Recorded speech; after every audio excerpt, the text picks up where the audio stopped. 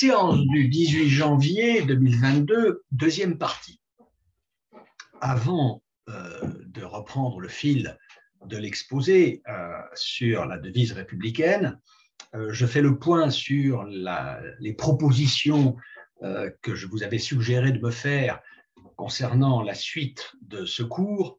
Alors, jusqu'à présent, je n'en ai reçu qu'une. Je remercie d'ailleurs celui Bruno Touilleras, pour ne pas le nommer. Je le remercie vivement de la suggestion qu'il m'a communiquée, dont je vais vous parler. Mais il est encore temps, bien sûr, de m'en proposer d'autres. Il ne faudra pas trop attendre parce que j'ai aussi besoin quand même de préparer ce qui va suivre, même si, en général, les propositions que je fais ou que j'accepte peuvent s'appuyer sur des matériaux dont je dispose déjà. Alors, la proposition que m'a faite Bruno Touilleras est, me semble-t-il, par elle-même extrêmement intéressante et pertinente, ce qui constituerait pour moi une raison suffisante, même si une seule personne me l'a faite, cette proposition, une raison suffisante de l'accepter. La voici. Bruno Touilleras me suggère de réfléchir sur une formule de Descartes qui est aujourd'hui un peu, et même beaucoup, on peut dire, sous le feu des projecteurs. C'est cette formule qu'on trouve dans la 6e partie du discours de la méthode, et qui est la suivante: nous rendre comme maîtres et possesseurs de la nature. Vous savez sans doute que il n'est guère de discours écologiste aujourd'hui qui, dès qu'il réfléchit un peu sur les fondements, sur les raisons que nous avons de défendre la nature contre les multiples dangers dont notre activité humaine la menace, eh bien très souvent, c'est Descartes qui est présenté comme le grand coupable dans l'histoire, et c'est lui qui sert de tête de turc à beaucoup de discours écologistes pour dire qu'au fond, c'est avec cette formule, nous rendre comme maîtres et possesseurs de la nature, que tout commence, et finalement que la catastrophe s'ouvre. Alors, si je retiens finalement cette proposition, et il y a, je le répète, une assez grande probabilité pour que ce soit le cas, et que par conséquent, elle se substitue à celle qui se trouve actuellement sur mon blog, mais je ne suis encore engagé à rien. Si je réponds à cette proposition, je procéderai en 2 moments. D'abord, une exposition assez précise du sens de cette formule, nous rendre comme maîtres et possesseurs de la nature, du sens et de ses fondements, de son assise dans la philosophie cartésienne. Et ensuite eh bien, j'entreprendrai de plaider la cause de Descartes et de me faire le défenseur de cette formule autant qu'il est possible.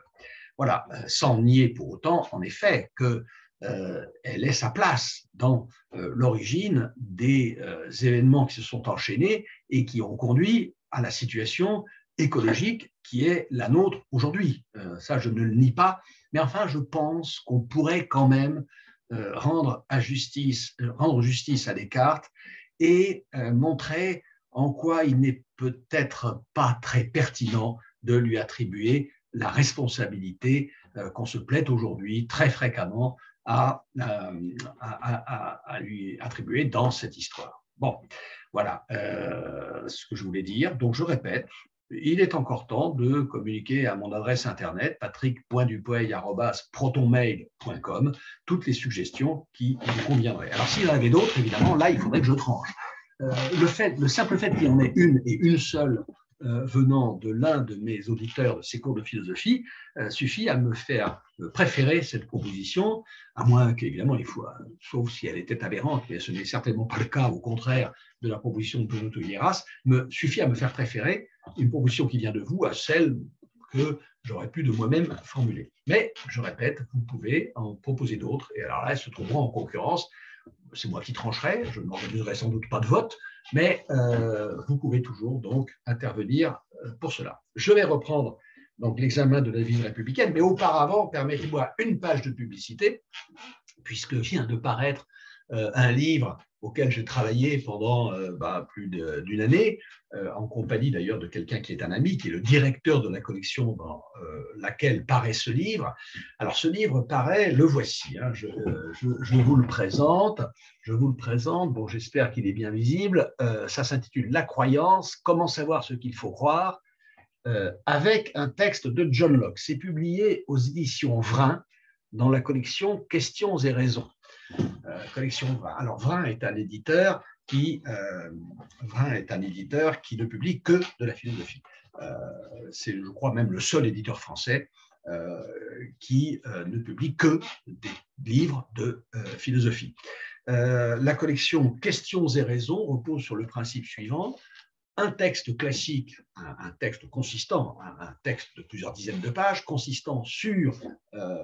portant sur le thème du volume, ici la croyance, et ce texte est suivi d'une étude de la notion, voilà, d'une présentation de la notion qui, elle aussi, tient en quelques dizaines de pages, donc deux parties, un texte classique, ici John Locke, philosophe anglais du XVIIIe siècle, un grand représentant des Lumières anglaises, et donc une étude par votre serviteur de la notion de croyance.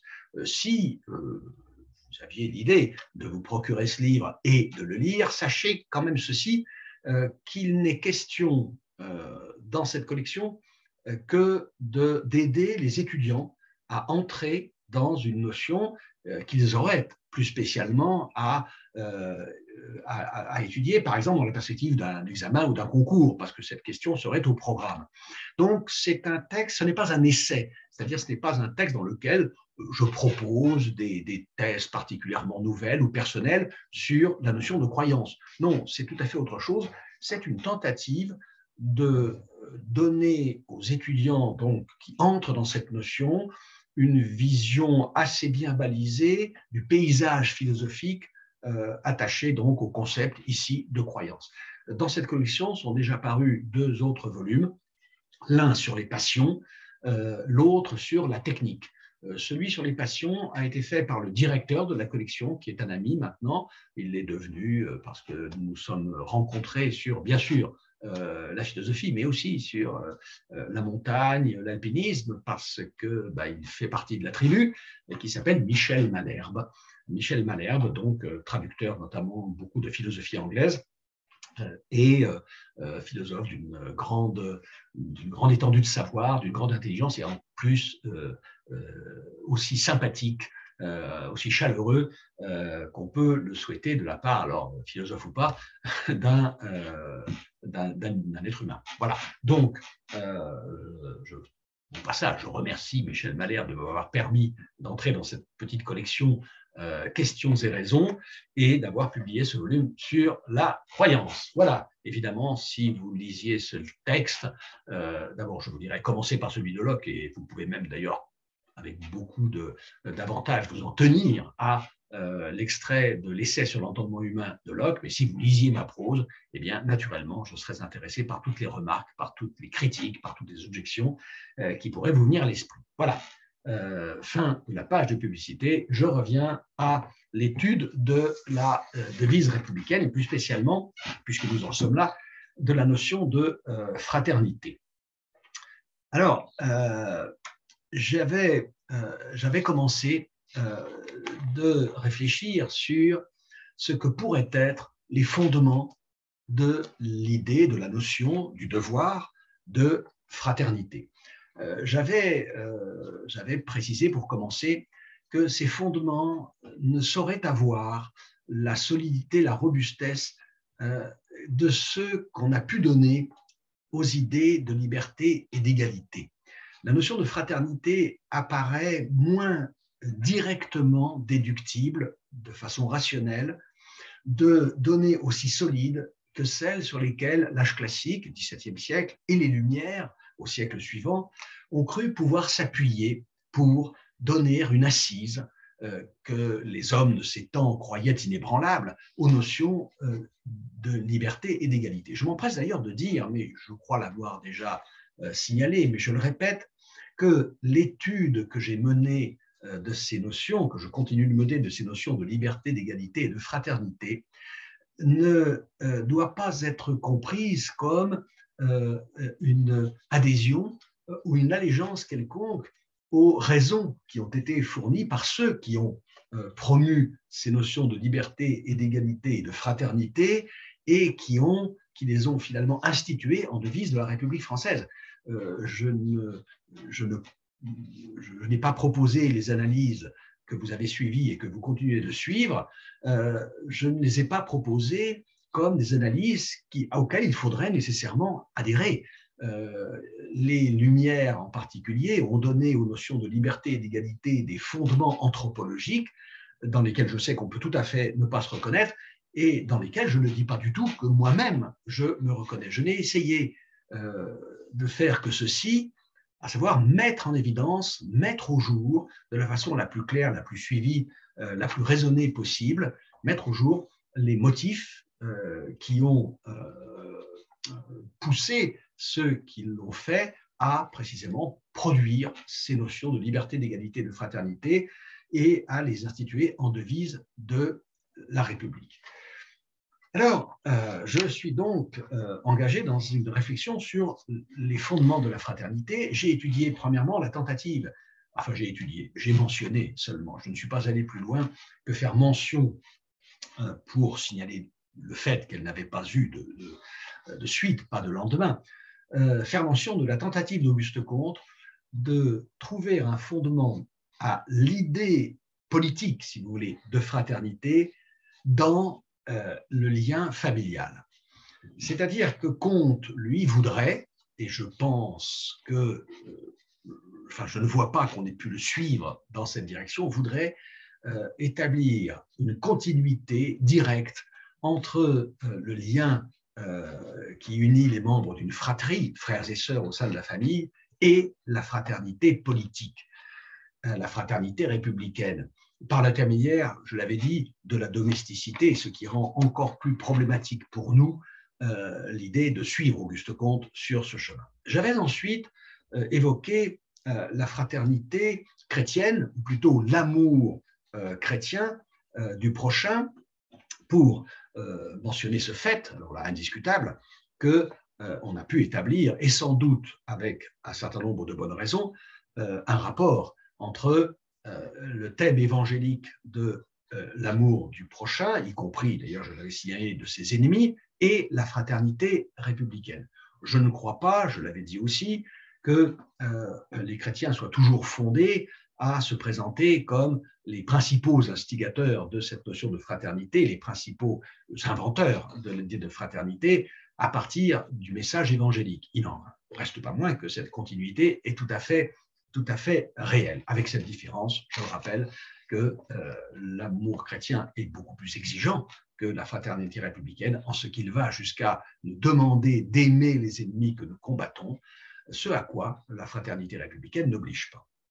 Alors, il est temps maintenant d'en venir à la tentative qui a été faite de trouver un fondement naturaliste de la fraternité. Mais pour explorer cette direction, je dois, et donc je vais revenir à l'idée d'un fondement chrétien.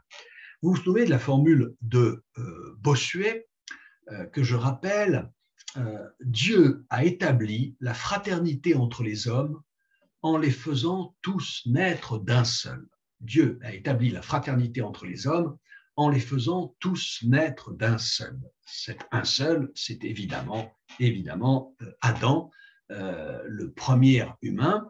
Alors, l'objection, évidemment, survient tout de suite, mais alors, attendez, il semblerait quand même que les humains que nous sommes sur cette terre sont bien nés plutôt d'une seule, qui serait Ève. Oui, mais il ne faut pas oublier que dans le récit de la Genèse, dans le récit biblique, eh bien, Ève dérive d'Adam, elle naît d'Adam sous la forme d'une espèce d'opération chirurgicale divine, mais c'est bien de l'homme, d'un homme au sens masculin, que nous descendons tous, nous les humains, au titre du mythe adamique, du récit biblique de la Genèse. Alors, cette formule de Bossuet est très proche de ce qu'écrivait Étienne de la Boétie au siècle précédent, même un siècle et demi plus tôt, ce qu'écrivait Étienne de la Boétie dans ce très célèbre discours de la servitude volontaire. J'en profite pour faire une petite parenthèse, si vous faisiez partie de ceux ou celles qui n'ont pas lu le discours de la servitude volontaire, alors là, je dirais, c'est vraiment une lecture de toute urgence. C'est un texte splendide, magnifique et une référence fondamentale pour toutes les pensées s'intéressant, pour toutes les réflexions théoriques portant sur les questions de domination et d'oppression. Je ne vous en dis pas plus, je ne vais pas ici me mettre à résumer le discours sur la servitude volontaire, sous-titré le contre 1. Contre 1, ça s'écrit C-O-N-T-R apostrophe 1, évidemment ça veut dire contre, T-R-E 1, contre un seul, le contre 1 qui est une réflexion sur la façon dont de grandes masses humaines qui sont toujours plus fortes que ceux qui les oppriment peuvent en venir à se soumettre à de très petites minorités, voire à un seul discours sur la servitude volontaire, dans lequel donc on lit ceci. S'il n'y a rien de clair ni d'apparent en la nature, et où il ne soit pas permis de faire l'aveugle, c'est cela que la nature, le ministre de Dieu, la gouvernante des hommes, nous a tous fait de même forme et, comme il semble, à même moule, afin de nous entreconnaître tous pour compagnons, ou plutôt pour frères. Je vais répéter cette phrase, ne serait-ce que parce que cette langue du XVIe peut avoir déjà pour nous quelque chose, comme celle de Montaigne par exemple, d'un tout petit peu dépaysant. Je relis cette formule donc d'Étienne de la Boétie dans le discours sur la servitude volontaire. S'il n'y a rien de clair ni d'apparent en la nature, apparent voulant dire manifeste, évident, et où il ne soit pas permis de faire l'aveugle, c'est cela que la nature, le ministre de Dieu, entendez l'instance qui exécute les directives venues du Créateur. Le ministre, c'est ici le serviteur, exactement comme on parle de ministre dans l'ordre religieux, le ministre du culte. S'il n'y a rien de clair ni d'apparent en la nature, et où il ne soit pas permis de faire l'aveugle, c'est cela que la nature, le ministre de Dieu, la gouvernante des hommes, nous a tous fait de même forme, et comme il semble à même moule, afin de nous entreconnaître tous pour compagnons, ou plutôt pour frères. Et un peu plus loin dans le même discours de la servitude volontaire, la Boétie écrit « Nous sommes tous naturellement et chrétiennement frères ». Mais il est évident que l'expression ici qui doit nous arrêter dans cette citation de la Boétie, et ce qui fait la différence, bien entendu, avec le texte de Bossuet, la formule intéressante, c'est « la nature, le ministre de Dieu ». Car qu'est-ce qui se passe ici? C'est qu'en introduisant, en insérant la nature entre Dieu et l'homme, eh bien, la Boétie ne fait rien de moins que préparer l'éviction pure et simple de Dieu. Il prépare ici la possibilité, il ouvre la possibilité de se passer tout simplement de Dieu dans le fondement de la fraternité. Ce processus qui s'ouvre ici dans la citation de la Boétie est aujourd'hui achevé. Que le processus soit achevé, le processus par lequel nous nous sommes habitués à nous passer de Dieu, et nous avons choisi même de nous passer de Dieu pour penser le fondement de la fraternité, que ce processus soit achevé ne signifie pas, attention, il ne signifie pas qu'il n'y ait pas une relation pertinente de descendance historique entre le christianisme et l'idée de fraternité. Ça signifie simplement que si nous reconnaissons le rôle historique du christianisme, alors il appartient aux historiens et aux historiens seuls de l'évaluer, ce rôle. Ça, c'est une affaire d'histoire, de science historique. Mais même si nous reconnaissons la paternité historique du christianisme dans l'idée de fraternité, c'est une autre question, une question tout à fait différente que de savoir si nous avons besoin de la référence théologique, de la référence à un créateur pour penser les fondements de l'obligation de fraternité. Et nous sommes aujourd'hui de plus en plus nombreux à être convaincus que la réponse est non. C'est-à-dire que nous sommes de plus en plus nombreux en raison simplement de disons de la baisse de pertinence à nos yeux de la référence religieuse. Nous sommes de plus en plus nombreux à être persuadés que la fraternité peut tout à fait être pensée indépendamment de toute référence à un fondement divin. Alors, du reste, j'ajouterais, quel chrétien aurait aujourd'hui l'idée, en pratiquant la fraternité et l'amour du prochain, quel chrétien aurait l'idée de rapporter sa conduite, de rapporter ses sentiments fraternels à cette idée que nous dépendons d'un seul homme, d'un premier homme qui serait Adam. Le mythe adamique n'est plus aujourd'hui validé, et vous le savez bien, que par quelques très très petites, très minoritaires et même très marginales sectes du christianisme. Cela dit, attention, le fait que plus aucun chrétien ne croit sérieusement à l'idée que nous puissions descendre d'un homme unique qui serait Adam, idée qui était encore, alors ça j'ai des textes qui l'attestent à l'appui, si vous les souhaitez, je vous les communique, idée qui était encore défendue par l'Église catholique romaine à peu près aux alentours des années 1950, c'est-à-dire il y a moins d'un siècle. Il y a moins d'un siècle encore, l'Église catholique romaine tenait pour vrai au sens historique le récit biblique de Adam et Ève. Ça, il ne faut pas quand même l'oublier. Mais enfin, les choses ont évolué très vite et ce n'est plus le cas. Mais attention, le fait qu'un chrétien ne prenne plus au sérieux aujourd'hui l'idée d'un premier homme ne signifie pas que les chrétiens aient abandonné, sinon leur religion n'aurait exactement plus aucun sens, ne signifie pas que les chrétiens aient abandonné l'idée que les hommes sont des créatures de Dieu et par conséquent que s'impose entre eux une fraternité voulue par Dieu lui-même au moment où il crée les humains.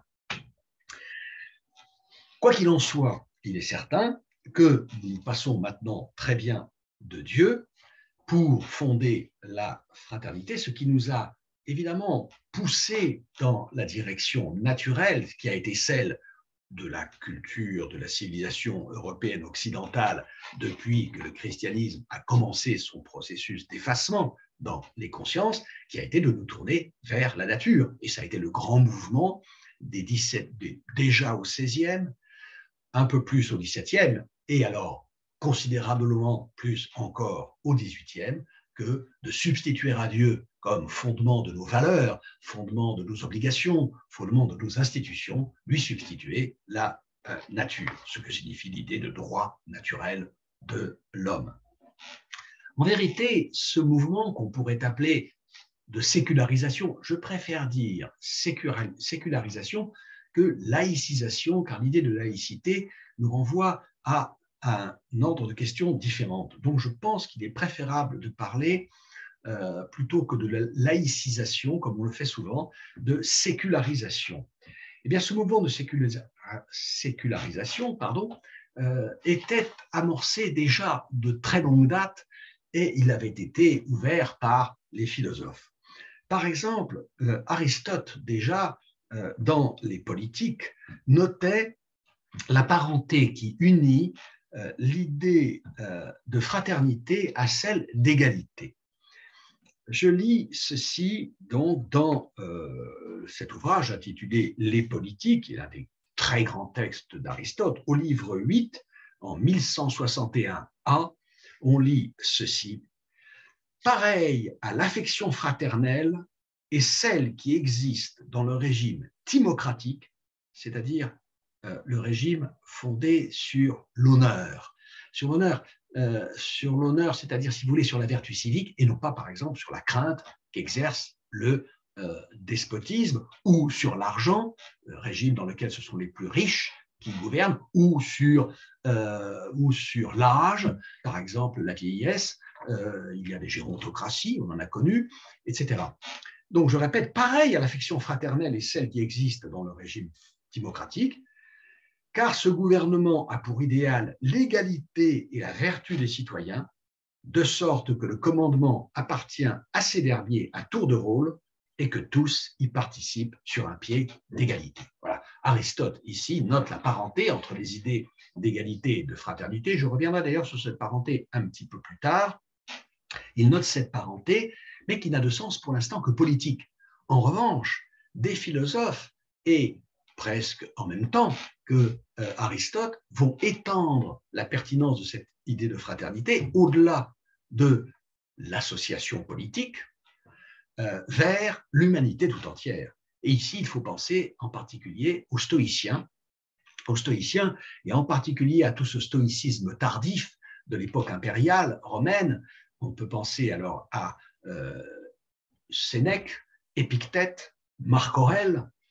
Et là-dessus, par exemple, la lecture des pensées de Marc Aurèle est extrêmement explicite et ne laisse absolument aucune espèce de doute ni d'ambiguïté. Les stoïciens tenaient les êtres humains pour des citoyens du monde. Alors, le cosmopolitisme, étymologiquement citoyenneté mondiale, ça c'est l'invention des philosophes stoïciens. Et c'est un thème qu'on retrouve, je répète, donc chez Épictète, chez Marc Aurèle, chez Sénèque. Voici deux citations de Marc Aurèle. Je donne, je crois, les citations et les références ou quelques autres références sur mon blog. Dans les pensées pour moi-même, alors encore une autre lecture que je ne saurais trop conseiller à ceux qui n'auraient pas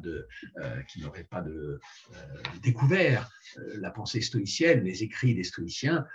Il faudrait presque peut-être commencer par les pensées de Marc Aurèle. Vous pouvez aussi commencer par le manuel d'Épictète, et d'ailleurs c'est un projet que je poursuis depuis assez longtemps, enfin que j'ai dans la tête depuis assez longtemps pour ces cours de philosophie, d'entamer un commentaire du manuel d'Épictète. Le manuel d'Épictète, c'est un petit, alors manuel au sens scolaire, mais le terme a d'autres connotations sur lesquelles je reviendrai si un jour je fais ce commentaire. C'est un manuel presque scolaire, en effet, parce que c'était une école, le stoïcisme, comme l'épicurisme, comme le scepticisme, comme d'ailleurs l'école platonicienne. Ça, c'est un projet que j'ai de commenter le manuel d'Épictète comme une espèce d'exposition de la philosophie stoïcienne. Bon, mais ça, c'est pour un petit peu plus tard. Vous pouvez lire le manuel d'Épictète, c'est très court, ça fait quelques pages. Vous pouvez aussi lire les entretiens d'Épictète, texte beaucoup plus long, qui est une recension de l'enseignement d'Épictète. Et vous pouvez lire aussi les pensées de Marc Aurèle, les pensées pour moi-même. Alors, c'est le genre de livre qu'on peut avoir, j'en avais donné d'autres exemples, mais sur sa table de nuit, qu'on peut ouvrir n'importe où, refermer n'importe quand. Ce sont des aphorismes, les pensées de Marc Aurèle. Ça ne se développe jamais sur de très longs fragments, à peine plus d'une demi-page, le plus souvent, et très souvent une ou deux lignes. Et donc, les pensées de Marc Aurèle, texte fondamental, même si c'est le texte le plus tardif, c'est le dernier grand texte du stoïcisme moral, c'est un texte dont je recommande vivement la lecture. Quand j'ai dit dernier texte du stoïcisme moral, c'est le dernier grand texte des stoïciens. Mais le stoïcisme est une pensée qui a traversé, qui continue d'ailleurs de traverser toute la civilisation européenne et qu'on va retrouver bien au-delà, bien entendu, de la culture grecque, mais dans toutes les cultures de l'Occident européen. J'en viens donc à ces citations de Marc Aurèle. En voici deux. La nature du pécheur lui-même, écrit Marc Aurèle, dans ses pensées pour moi-même, donc la nature du pécheur lui-même, c'est-à-dire de celui qui pêche, de celui qui commet des fautes, et par conséquent à qui, pour ces fautes, je pourrais en vouloir, à qui je pourrais tenir rigueur de ces fautes. Eh bien, nous dit Marc Aurèle, la nature du pécheur lui-même est d'être mon parent. Et un peu plus loin, le propre de l'homme, c'est d'aimer même ceux qui l'offensent. Le moyen d'y parvenir, c'est de te représenter qu'ils sont tes parents. Le propre de l'homme, c'est d'aimer même ceux qui l'offensent. Le moyen d'y parvenir est de te représenter qu'ils sont tes parents. Et là, contrairement à ce qui était le cas dans la simple fraternité républicaine, là, nous sommes évidemment très près du message chrétien de l'amour évangélique. Alors, maintenant, qu'en est-il de ce fondement naturaliste? Alors, on pourrait développer beaucoup cette idée de la possibilité de fonder la fraternité républicaine dans la nature. Ce qu'avait fait Auguste Comte, je l'ai mentionné, ce que fait aussi d'une certaine façon le christianisme, et ce qu'on pourrait faire de bien d'autres façons encore. Alors, je ne développerai pas, mais je voudrais quand même me référer, parce que je l'ai trouvé dans un petit livre que je vais vous présenter. Alors, voici ce livre. J'ai trouvé un jour chez un bouquiniste, sans l'avoir cherché, ce livre intitulé « Insaisissable fraternité », qui est constitué, comme on le fait assez souvent maintenant, d'entretiens. Vous savez, une table, un micro, 2 ou 3 chaises, on fait dialoguer, on fait échanger des participants, on enregistre tout ça, et ensuite on vous publie le script. Alors, ce principe se révèle très intéressant, très fécond. Il peut se révéler aussi moins intéressant. Ici c'est assez intéressant, mais enfin, ça ne va pas très loin.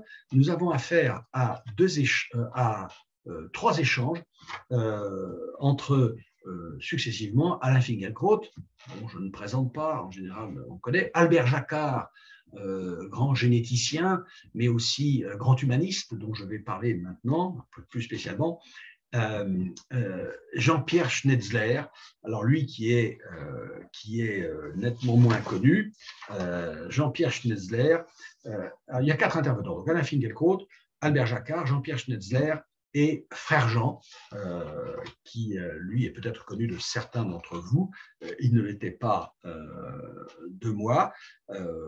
Voilà, donc vous pouvez éventuellement procurer ce texte, le lire, Insaisissable fraternité, dont je vais extraire quelques propos dus à Albert Jacquard. L'intérêt de la contribution d'Alain Finkielkraut est de montrer toutes les difficultés, tous les problèmes, toutes les réticences même qu'on peut avoir à l'endroit de l'idée de fraternité.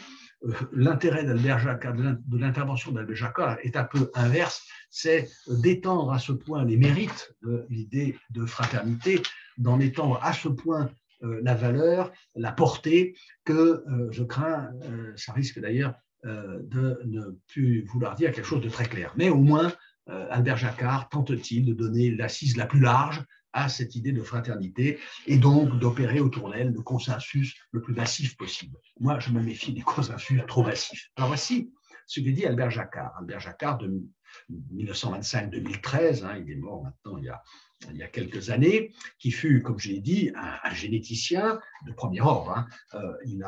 C'est un spécialiste de génétique des populations. Il a dirigé, je crois qu'il a dirigé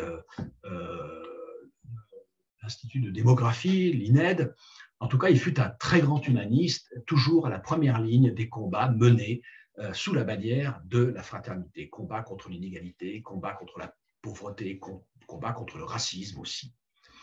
Alors, comme biologiste, Albert Jacquard voulait étendre la portée de cette valeur, la fraternité, au-delà de la seule humanité et l'enraciner à un niveau beaucoup plus profond que la simple conscience d'une communauté républicaine. Non seulement il voulait descendre en deçà, ou plutôt remonter en deçà de la communauté fraternelle des citoyens républicains, c'est-à-dire jusqu'à l'humanité, mais remonter même en deçà de l'humanité à une échelle qui est tout simplement celle de la nature. Pour lui, c'est au fondement même, à l'origine même, plutôt je dirais, unique des humains dans la nature, qu'il faut revenir. Et même, il faut aller en deçà jusqu'à, alors je le cite, la communauté de constitution et de réalité en profondeur, fin de citation, communauté de constitution et de réalité en profondeur, que, je cite à nouveau, ouvrez les guillemets, les cailloux, les gouttes d'eau, les oiseaux, fermez les guillemets, partagent avec tous les humains, du fait de leur origine commune, et cette origine commune, unique, elle est dans le Big Bang. Voilà, nous venons tous du Big Bang.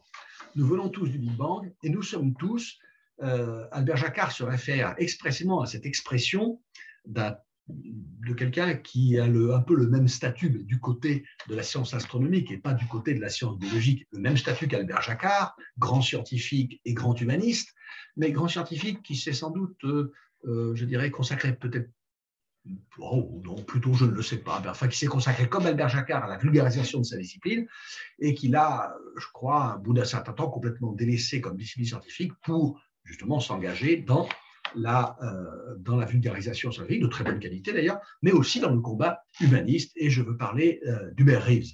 Albert Jacquard se réfère à la fameuse formule d'Hubert Reeves qui a servi de titre au premier texte qu'il a vraiment lancé, qui a lancé Hubert Reeves dans le grand public, à savoir Poussière d'étoiles. Poussière d'étoiles, eh bien, c'est ce que nous sommes tous, disait Hubert Reeves, puisque tous les éléments qui nous constituent, qui constituent les vivants, qui constituent les choses inertes, les minéraux, qui constituent l'eau des océans et qui constituent les étoiles et les planètes partout dans l'univers, et les nébuleuses et les galaxies, tout cela est sorti du Big Bang, et tous les atomes qui nous constituent sont nés dans les étoiles. Les atomes qui constituent votre corps, le mien, se sont formés dans les étoiles. Ces atomes continuent d'exister, ils passent de génération en génération de vivants, ils passent des non-vivants aux vivants, puisque les vivants eh bien, ne vivent que de consommer aussi du non-vivant. Ils consomment du vivant, c'est-à-dire par exemple, ils consomment des végétaux et des animaux, mais les végétaux par exemple, sont autotrophes, c'est-à-dire se nourrissent de substances qui ne viennent pas nécessairement du vivant. Eh bien, nous venons tous des étoiles, nous sommes tous de la poussière d'étoiles, nous sortons tous du Big Bang, et Albert Jacquard conclut, la fraternité n'est que le constat d'une origine commune. La fraternité n'est que le constat d'une origine commune. Alors, il me semble qu'élargir à ce point la base de la fraternité, le fondement de la fraternité, nous fait courir de grands risques dans diluer complètement le concept. Parce que ce concept de fraternité finit pour Albert Jacquard à dire à peu près tout ce qui s'oppose à l'égoïsme, au repli sur soi, à l'individualisme, à la fermeture sur soi, jusque par exemple au capitalisme libéral. Alors, je suis tout à fait d'accord pour dire que le capitalisme libéral comporte des ferments extrêmement actifs, extrêmement puissants, extrêmement corrosifs pour mettre en péril la fraternité. Ça, j'en suis absolument d'accord. Mais enfin, je ne suis pas sûr qu'on gagne beaucoup à définir la fraternité à partir d'un fondement aussi large que le fait Albert Jacquard, à savoir le Big Bang, les étoiles.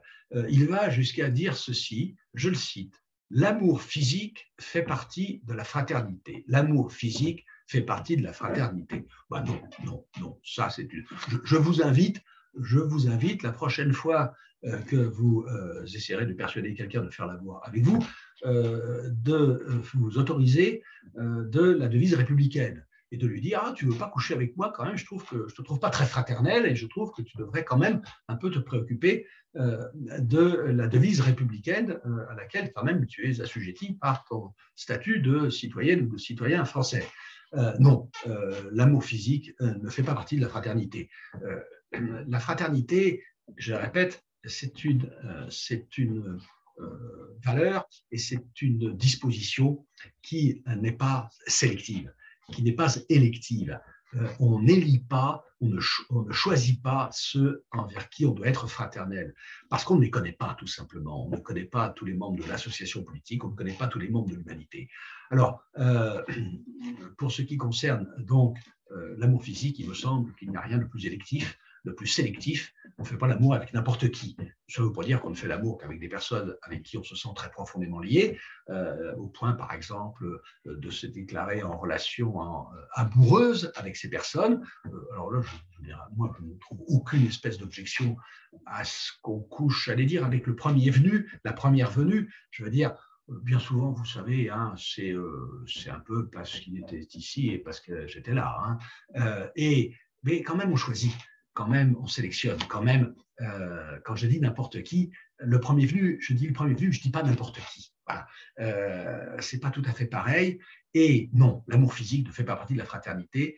Et qu'est-ce que tout cela montre? Ça montre qu'être un bon scientifique et être un grand humaniste, eh bien, ce n'est pas une garantie de très grande rigueur conceptuelle. Moi, je dis, il n'y a et il ne peut y avoir de fraternité qu'entre des humains, mais j'ajoute que cette restriction n'empêche en aucune façon de réfléchir, de connaître et de sentir la profondeur du lien qui nous unit aux autres parties de la nature, qui nous unit aux végétaux, qui nous unit aux animaux, qui nous unit même, je le veux bien, aux minéraux.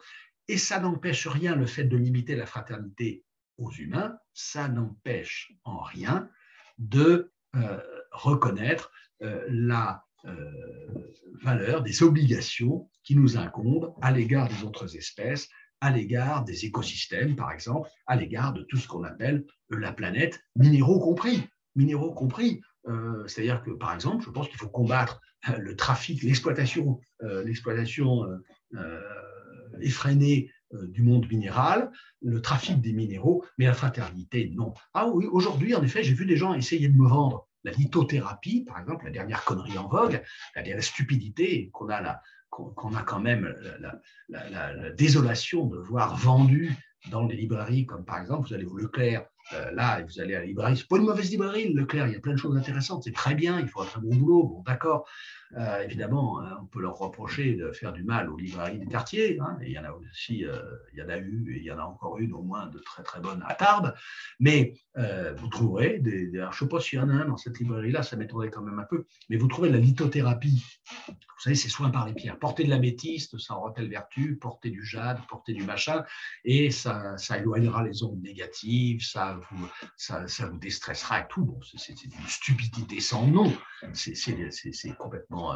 Enfin bon, ça témoigne d'une chose que de la pauvreté de la culture scientifique en France, qu'on puisse quand même croire encore à des inepties pareilles.